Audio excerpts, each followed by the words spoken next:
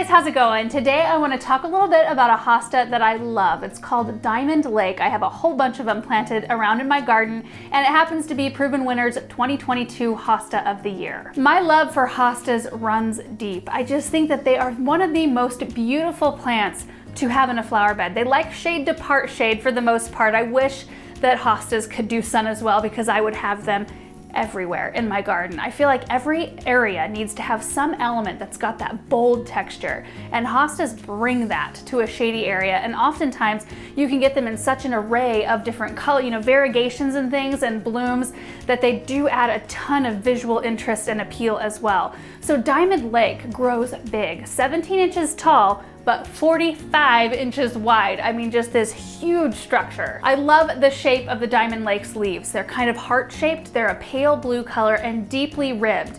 Really thick leaves as well. And here in high desert, where we get a ton of dry, hot wind, a lot of our hostas tend to want to burn on the edges and kind of tatter a little bit, but with the thickness of the leaves of this variety, it holds up so well to that. And even though most of us aren't growing hostas for their blooms, this one does bloom in early summer, pale lavender blooms that attract hummingbirds. Another thing I appreciate about hostas is that most of them are very hardy. So this one's a zone 3 through 9. So I mean, you can use this in a lot of different zones, but there's never really a time where they're unkept or untidy, because hostas, you do want to clean up in the fall. You don't want to leave their leaves sitting on the soil throughout the winter. That can cause issues. So you go through and clean them up. The leaves just come off with just a scrape of your hand. You don't have to use any pruners or anything like that. They're just such an easy plant, low maintenance, and beautiful. One other thing I've learned about hostas throughout the years is they actually prefer a slightly more moist soil than I once thought. I used to think that they were a dry shade loving plant,